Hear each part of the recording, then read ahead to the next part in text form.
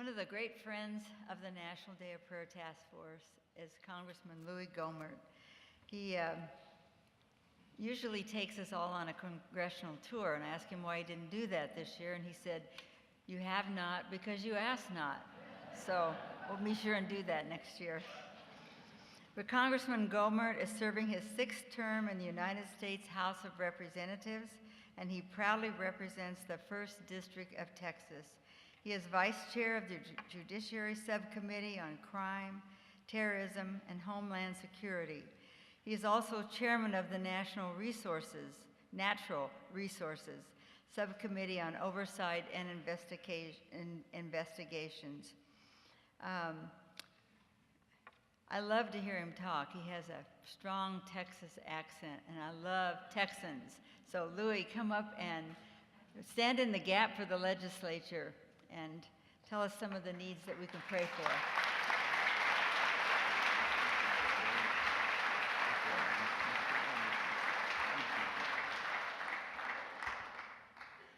Wow, it's such a treat to be here, and Glenn was talking about having to follow me, having to follow him and all of those others that have spoken already and that will speak. I've just been blessed, and I know you have. So I do feel a bit like the donkey in the Kentucky Derby. You know, compared to the rest of these folks, I don't have a chance, but the company is wonderful. You know, that's how it is here. But it is such a blessing to be here, and I've been deeply troubled for a number of years. By the way, from Proverbs, do you know what the beginning of wisdom is? Wow, listen to all you guys. Fear of the Lord. Okay, so as you think about our choice of leaders, we're down to 3. Isn't it wonderful that all 3 of them have such a wonderful fear of the Lord? Yeah, I'm prone to sarcasm, sorry. But so I use that as a defense because it helps me avoid just being so depressed I can't hardly move forward.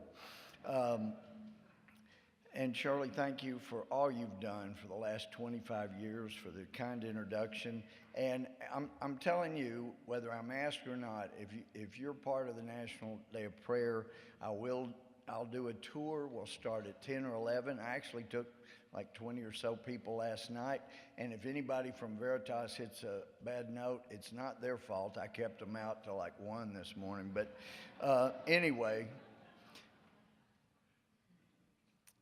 But my friend Dan Webster from Florida, former Speaker of the House of the Florida Legislature, has said a number of times, "Louie, you're our congressional Jeremiah. I mean, you stand up in conference and you tell us if we take this path, this is what's going to happen, and everybody gets mad and yells at you, and we throw you in figurative prison, and then turns out you were right, so we let you out of figurative prison, and you can stand back up and tell us where we're headed if we don't change our ways, and everybody gets mad at you, and you're back in figurative prison."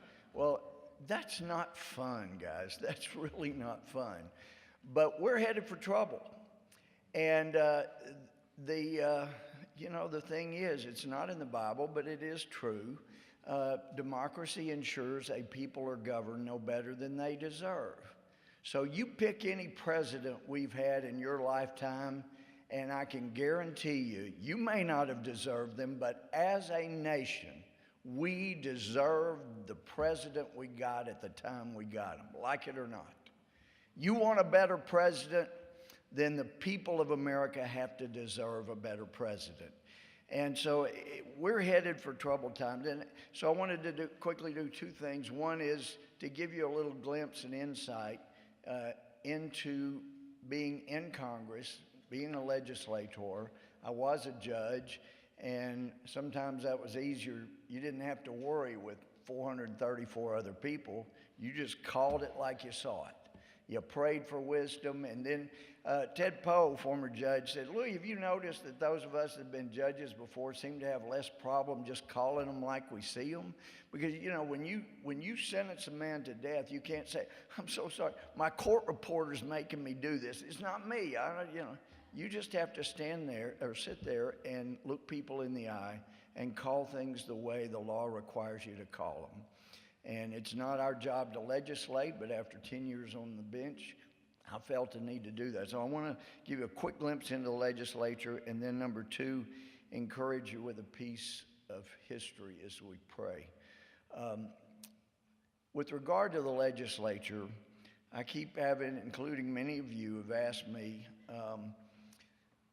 so how is it we elect really good people and we know they're good, we've lived with them, we've worshiped with them, we know they're good people, and then they get up there and they don't do what they say? How does that happen? Well, I was perplexed in 2010 when we had the largest conservative wave election maybe in history, but at least since maybe 90 years. And we were so excited to have all of these because I'd met so many, I'd sent money campaign. We knew we had some good people coming in. And I was amazed at how many came in. And at our first conference, they were already mad at people like me, Michelle Bachmann, Steve King.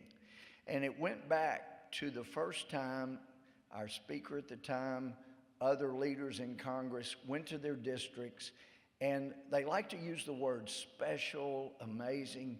You are so special. You're amazing. You are going to help heal this country. You're going to be a leader. You're just amazing. You're just really incredible. But we need you to be a team player. There's the rub. We need you to be a team player. And so, man, and you've got all this talent in this area, so I want to make sure you get this committee and eventually get you this chairmanship. You are going to change the country for good. Thank God you're running. We're going to help you. And just, don't try to be one of those people like Bachmann, Gohmert, King, any of those people. They're not out for anything but themselves. But you are such a special. We can't wait to have you on our team. With you on the team, it's just going to go great. We're going to turn the country around. And then they get here, and it's more and more of the same. Now, we're so excited. You're a team player, and I'm going to be able to get that committee you wanted for you, or that chairmanship. I'm going to get that chairmanship. But we need you to be a team player. I maybe can't get for you this year, but it will be soon. And as some guys told me, I've been here for 2 years. I've been the ultimate team player. And I look back, we've done nothing that we promised people we would do. Some, it takes longer than that.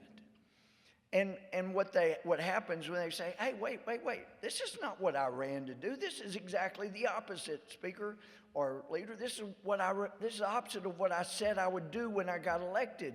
I can't do this. And they go, but we're going to get there. But this is one of those things we have to do. We don't have a choice. The Senate's not going to go along with but this is the first step to getting where you want to go. So just be a team player. But this isn't what we promised. Did we misjudge you? We thought you were a team player. Are you one of those people who just only want publicity for yourself? We thought you were a team player. No, I am a team player. I'm with you, but this just isn't what we promised. We'll stay with the team. I was shocked when a man that started a new TV network, I thought has to be iconoclastic, has to be a stand-up guy.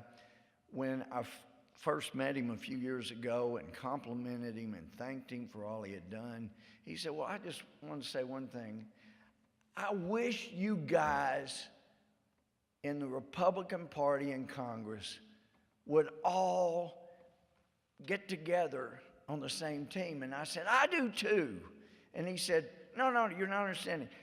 I want you guys to all run the same play. And I said, I do too. But when my quarterback calls a play to run to the wrong end zone, number one, I'm not blocking for him, and I'm going to try to tackle him before he gets to the wrong end zone. So, but that line of thinking predominates in this town. And they're some of the most wonderful, God-fearing people I've ever met that have come to this town with the best interests at heart. And it wasn't the threats that took them off course. It wasn't, overt bribes, I'm going to make you it. None of that, because they're good people. You couldn't divert them from the proper path with either a threat or a financial bribe. They would never take it. They're too good for that.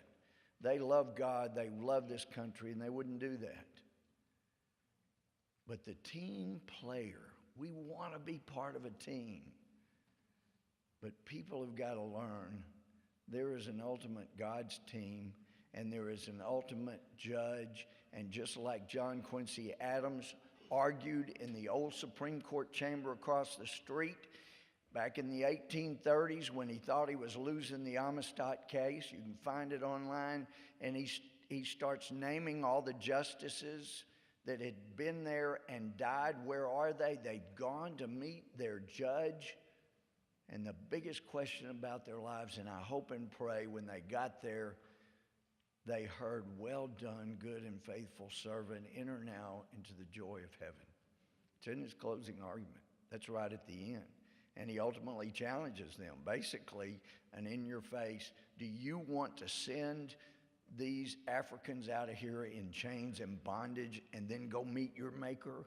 I might have been offended as a judge if somebody had made that the end of their argument, but he won the case. They didn't want to go meet their maker with a ruling like that. Of course, you and I know it's by grace, but we're saved, and it's only grace that will save America. So pray, and some of you continue to pray for me for courage. I don't need any more prayers for courage. I need wisdom. Courage will get you in trouble because you'll stand up and fight at the wrong time when you ought to be sitting down. I don't need any more courage. I need wisdom to know when to fight and when to keep my seat. And so you pray for those who need wisdom, pray wisdom. For those that need the wisdom to discern when they're being led off path, you pray for that wisdom. They got courage.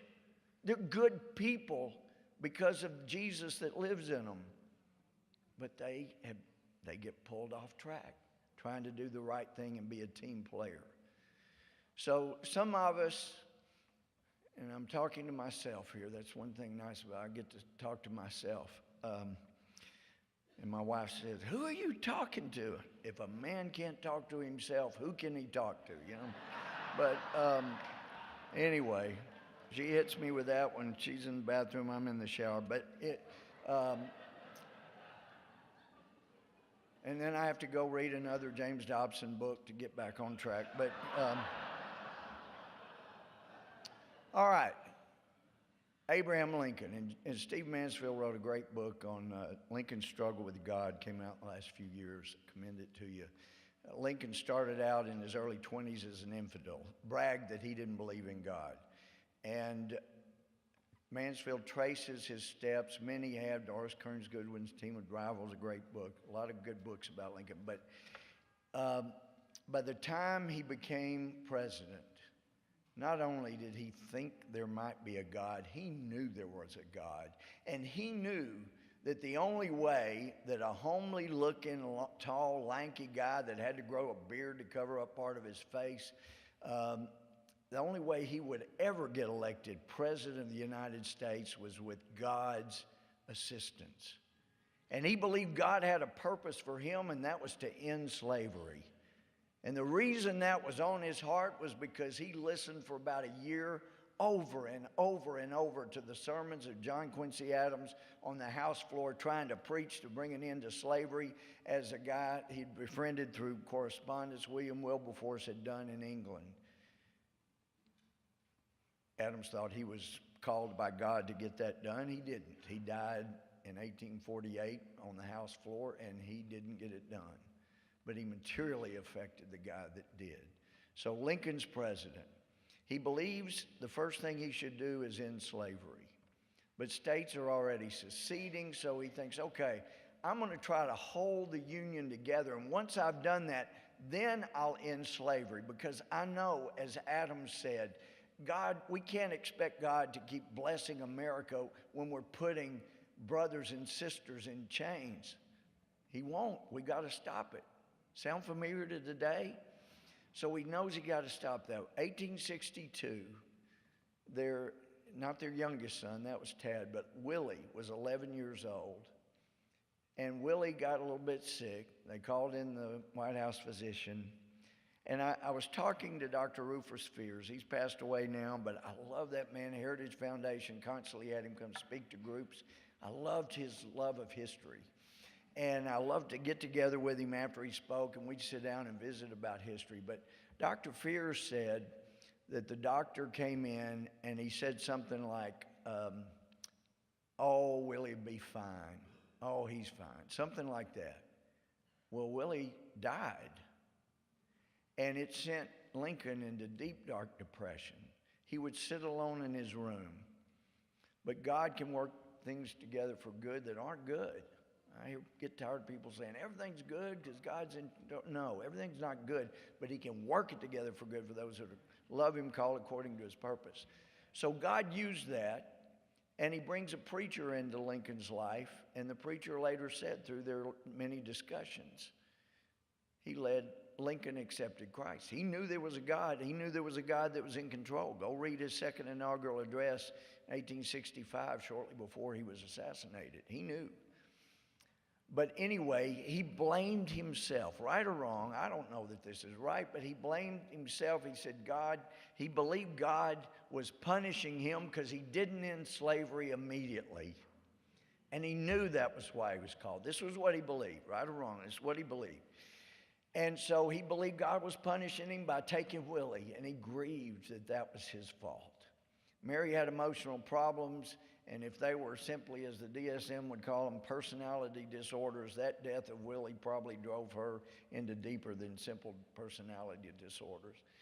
And she blamed her husband. She was just angry, had a lot of emotional issues, and usually they were taken out on Lincoln.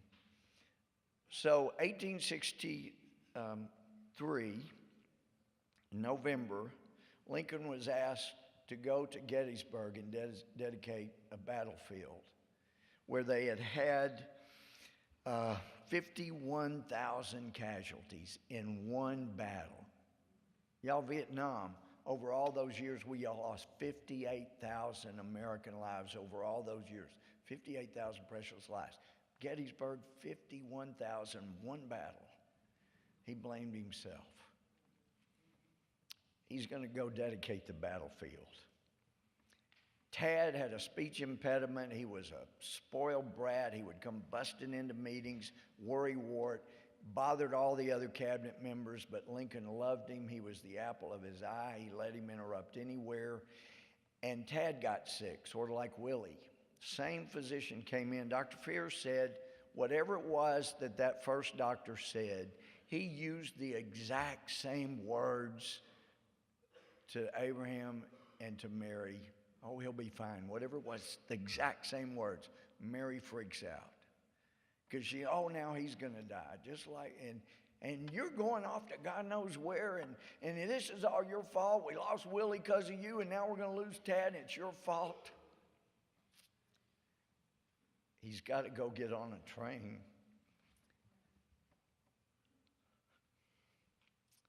Dedicate a battlefield to 51,000 that died, he believed, because he hadn't been the leader he should have been. We know he had written some of the words.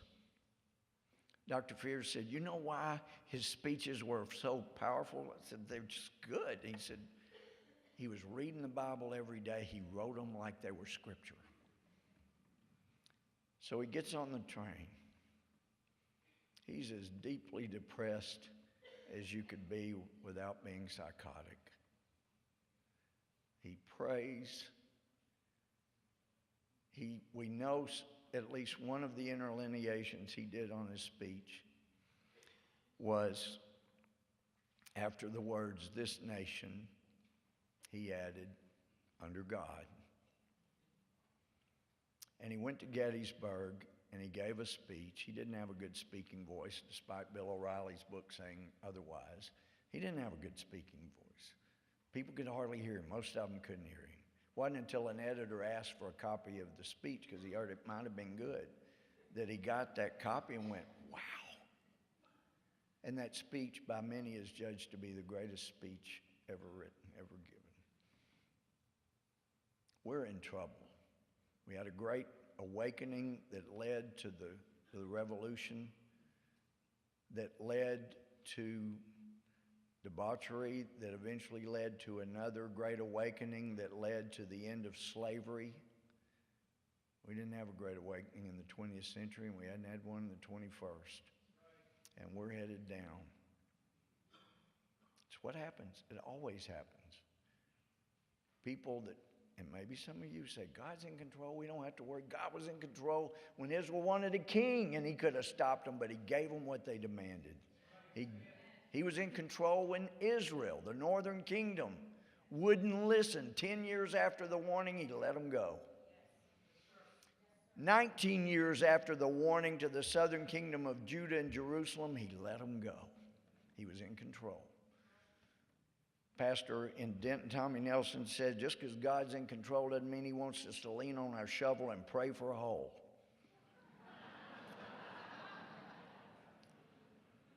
Folks, if we pray fervently enough, I know from my own life, God will hear. And as 1:16, 1 and 2 says, I love the translation, God has heard me, and he has inclined his ear when I've cried unto him. If we will pray fervently enough, God will heal our land, because we'll ask for forgiveness, we'll seek his face, and then we, as Lincoln at Gettysburg, can say these words, this nation under God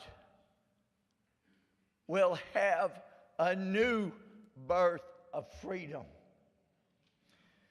That government of the people, by the people, and for the people will not perish from the earth. God bless you.